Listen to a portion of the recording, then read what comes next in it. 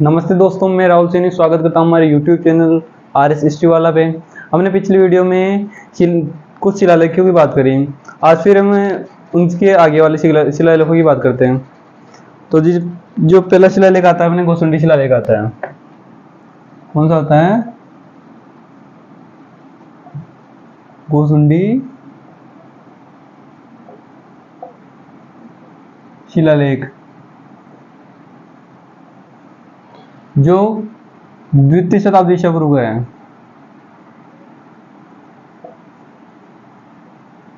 द्वितीय शताब्दी ईसा पूर्व, शताब्दी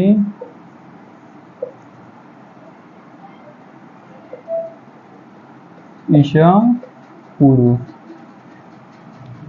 द्वितीय शताब्दी ईसा पूर्व का है। कहाँ से मिला है? चित्तौड़गढ़ जिला, चित्तौड़गढ़ जिला नगरी नामक स्थान में गोसुंडी गांव से मिला है। कहाँ से? गोसुंडी गांव से मिला, जो कई शिलाखंडों में टूटा हुआ मिला। कई शिलाखंडों में टूटा हुआ मिला। जो एक बड़ा शिलाखंड है वो उदयपुर संग्रहालय में संग्रहित है। एक बड़ा शिलाखंड उदयपुर संग्रहालय में संग्रहित है। उदयपुर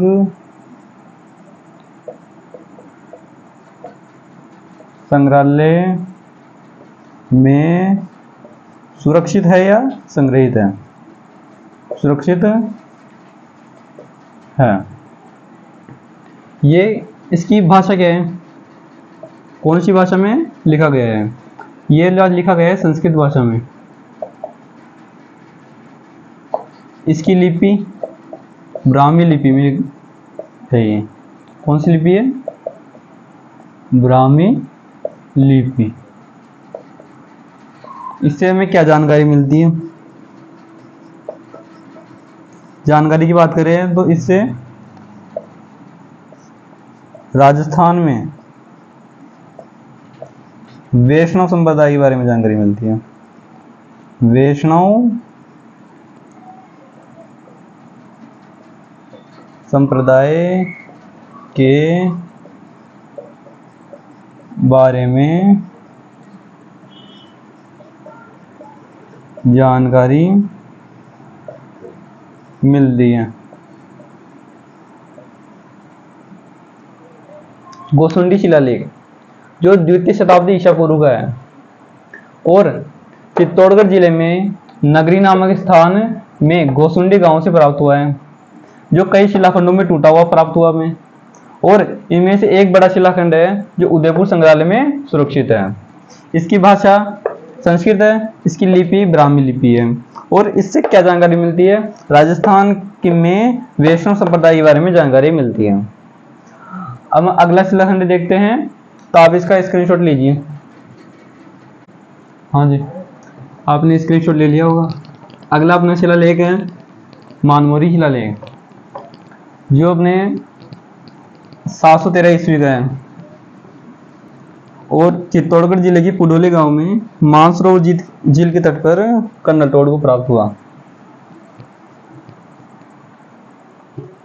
कौन सा था? मानमोरी शिलालेख। मानमोरी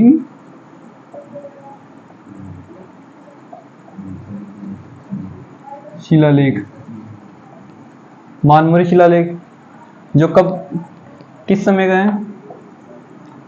713 ईस्वी का लेख है। ये लेख हमें कहाँ से प्राप्त हुआ है? ये लेख हमें प्राप्त हुआ है चित्तौड़गढ़ जिले के, चित्तौड़गढ़ जिले के पुडोली गांव में, पुडोली गांव में मानसरोवर झील के तट पर, मानसरोवर झील के तट पर एक स्तंभ के रूप में, एक स्तंभ के रूप में कर्नल जेम्स टोड को प्राप्त हुआ। इसे प्राप्त हुआ, कर्नल जेम्स टोड को प्राप्त हुआ। ये शिलाखंड कर्नल टोड इंग्लैंड ले जा रहे थे। यह शिलाखंड colonel Tod, colonel James Tod, James toad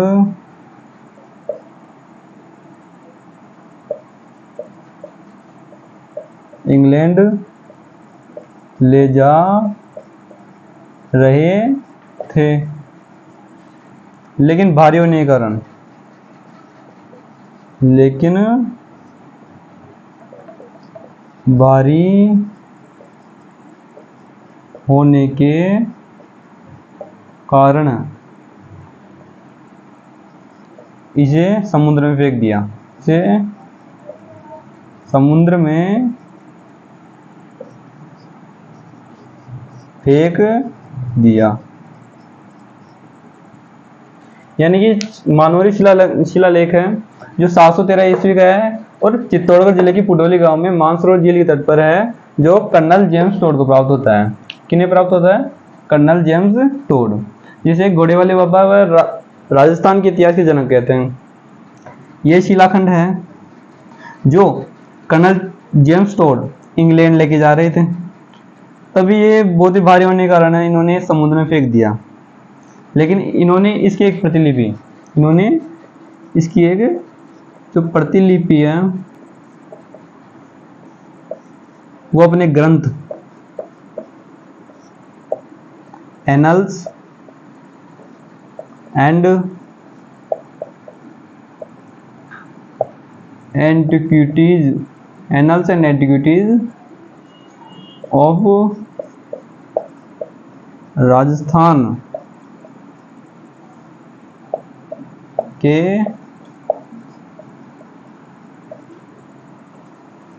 प्रथम भाग में प्रकाशित की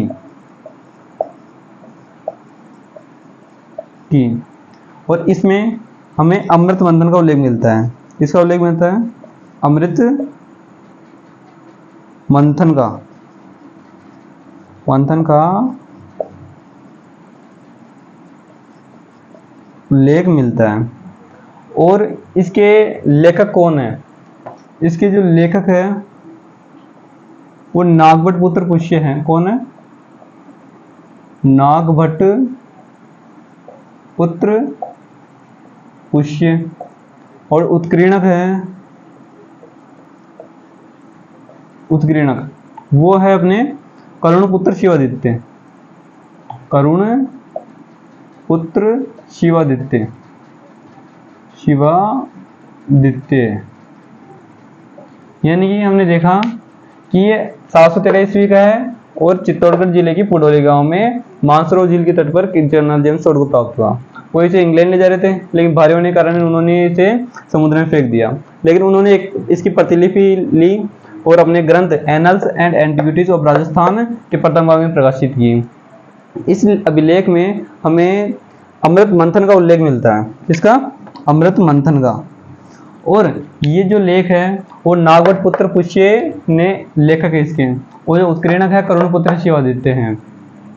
आप इसका स्क्रीनशॉट लीजिए। हाँ जी, आपने स्क्रीनशॉट ले लिया होगा। इसके आगे देखेंगे कि एक 2 पॉइंट है जिनमें राजस्थान मौर्य वंशी राजाओं का संबंध है जो राजस्थान से हैं। वो एक तो कंसवा लेख है और एक मानमोरी लेख है।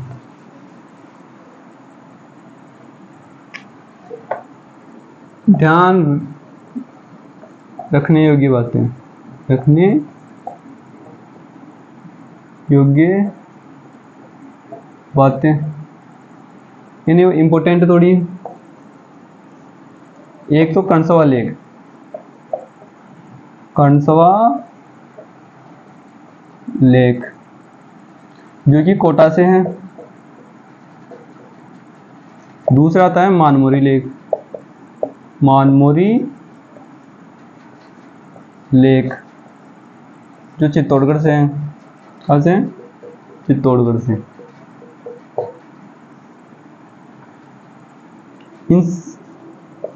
इनसे हमें पता चलता है, इनसे हमें ज्ञात होता है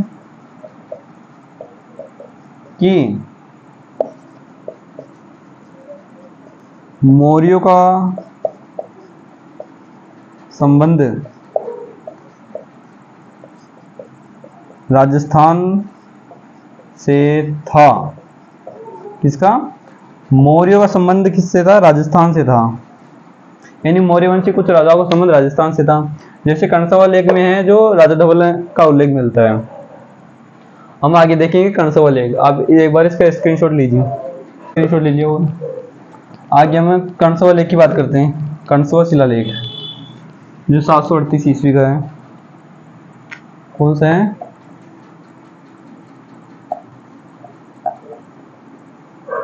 कर्णसवा शिलालेख जो कब का है? 738 ईस्वी का। और कहां से मिला है? कोटा जिले के कर्णसवा गांव के, कर्णसवा गांव के एक शिवालय से प्राप्त हुआ है। एक शिवालय से प्राप्त हुआ है। इसमें हमें क्या जानकारी मिलती है? इससे हमें ये जानकारी मिलती है कि इससे हमें ये जानकारी मिलती है, इससे हमें ये जानकारी मिलती है कि मौर्य वंशी राजा, मौर्य वंशी राजा धवल के बारे में जानकारी प्राप्त होती है, जानकारी प्राप्त होती है। इसके बाद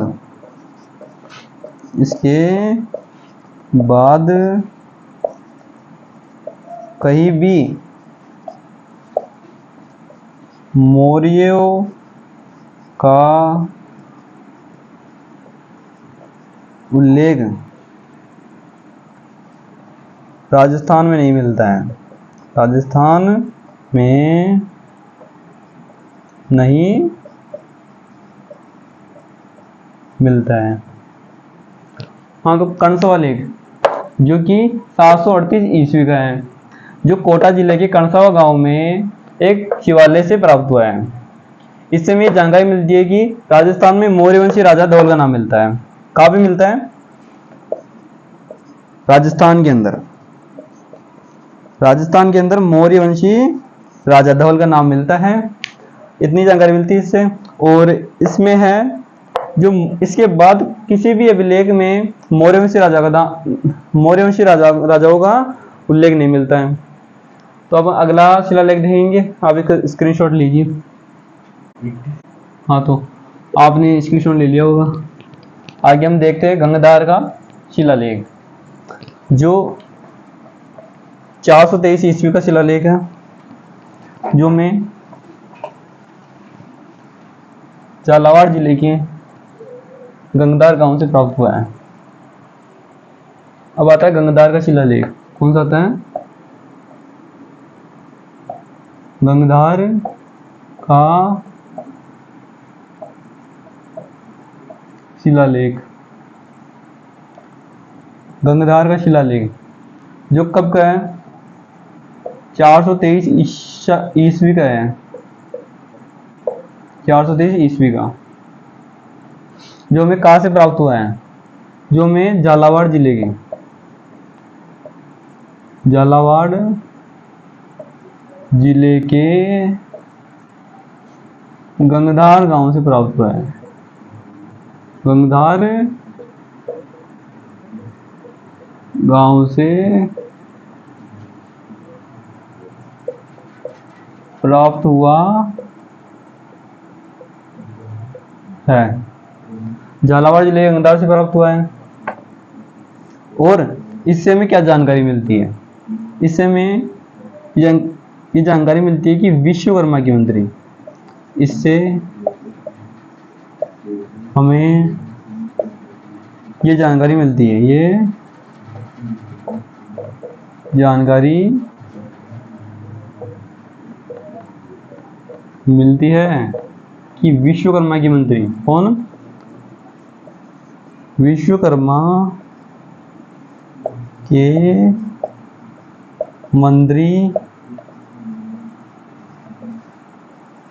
मयूराक्ष द्वारा विष्णु मंदिर के निर्माण का उल्लेख मिलता है।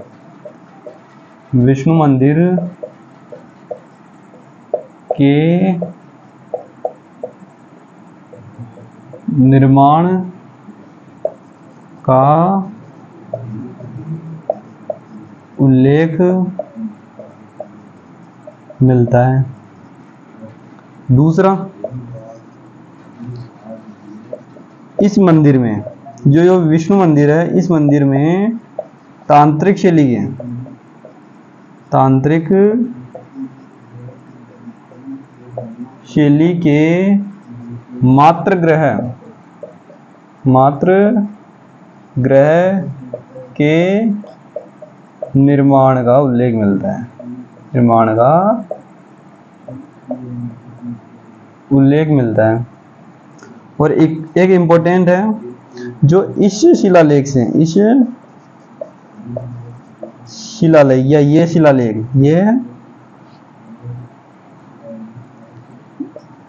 यह शिलालेख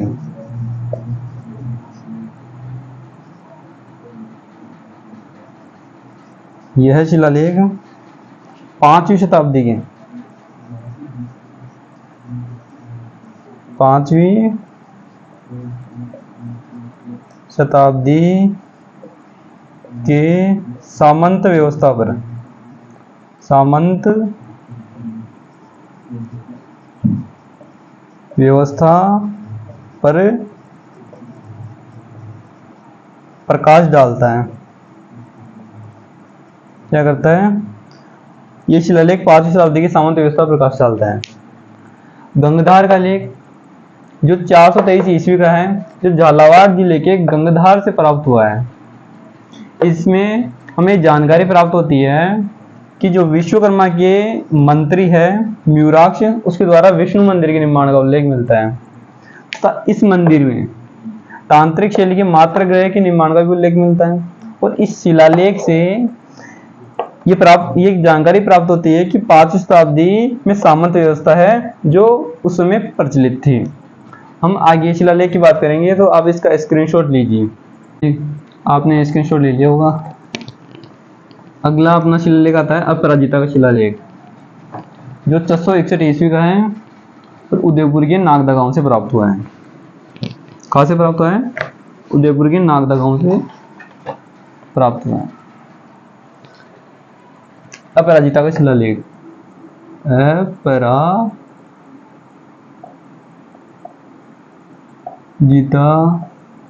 का शिलालेख, जो शिलालेख है वो कब का है? किस समय का है? 661 ईस्वी। और कहां से प्राप्त हुआ है? उदयपुर के नागदा गांव से प्राप्त हुआ है। नागदा गांव से एक नागदा गांव के एक कुंडेश्वर मंदिर में मिला है। एक कुंडेश्वर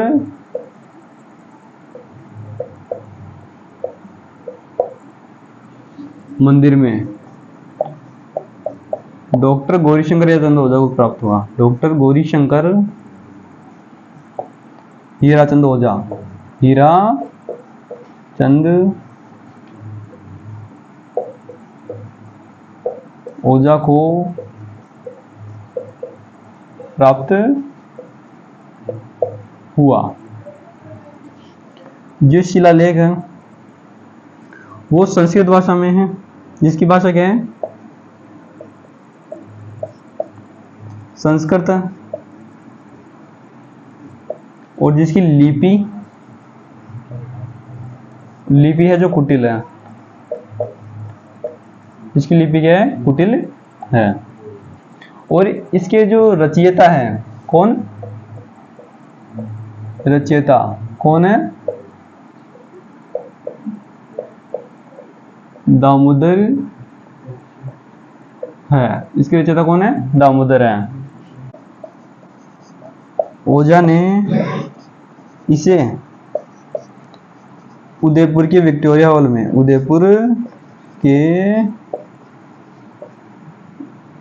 विक्टोरिया हॉल में, विक्टोरिया हॉल में सुरक्षित रखवा दिया। हॉल में सुरक्षित रखवा दिया। यानी जो अपराजिता का शिलालेख है वो जिसकी रचयिता है दामोदर, और कब का है? 461 ईस्वी का है। कब का है? 461 ईस्वी का। और उदयपुर के नागदा गांव के एक कुंडेश्वर मंदिर से प्राप्त हुआ। किनको प्राप्त हुआ? डॉक्टर गौरीशंकर हीराचंद ओझा को प्राप्त हुआ, जिसकी भाषा संस्कृत है और लिपि कुटिल है। और डॉक्टर ओझा ने इसे उदयपुर के विक्टोरिया हॉल में सुरक्षित रखवा दिया। आप इसका स्क्रीनशॉट लीजिए जो हम आगे बढ़े। हाँ जी, अपना अगला शिलालेख है मंडोर का शिलालेख। कौन सा है? मंडोर का। इसमें दो शिलालेख आते हैं, एक 485 ईस्वी का, एक 837 ईस्वी का। मंडोर का शिलालेख, मंडोर का शिलालेख, मंडोर का शिलालेख जो जोधपुर की एक बावड़ी में एक शिला पर उत्कीर्ण 485 ईस्वी के आसपास का शिलालेख है। 485 ईस्वी का आसपास शिलालेख है। इसमें ये जानकारी मिलती है किसकी? विष्णु और शिव पूजा की जानकारी मिलती है। विष्णु व शिव पूजा की जानकारी। दूसरा है मंडोर का दूसरा शिलालेख, मंडोर का दूसरा शिलालेख। तो मंडोर का दूसरा शिलालेख है वो 837 ईस्वी का है। 837 ईस्वी का मंडोर का दूसरा शिलालेख गुज्जर प्रतिहार शासक बाहुक ने खुदवाया था। प्रतिहार शासक बाहुक ने खुदवाया। और इसमें भी हमें विष्णु और शिव पूजा का उल्लेख मिलता है। विष्णु व शिव पूजा का उल्लेख मिलता है। जो मंडोर का शिलालेख है इसमें दो शिलालेख हैं, एक जो 485 ईस्वी का है, यानी जोधपुरी एक बावड़ी से प्राप्त हुआ है, जो शिला का उत्कीर्ण लेख है, जो कब का है 485 ईस्वी के आसपास का लेख है, और इसमें क्या हमें जानकारी मिलती है, विष्णु और शिव पूजा की जानकारी मिलती है। मंडोर का द्वितीय शिलालेख है जो 837 ईस्वी का है, कितने कब का है 837 ईस्वी का है, और इसे गुर्जर प्रतिहार शासक बाहुक ने खुदवाया था। इसमें भी हमें विष्णु और शिव पूजा का उल्लेख मिलता है। आप इसका स्क्रीनशॉट लीजिए, स्क्रीनशॉट ले लिया होगा।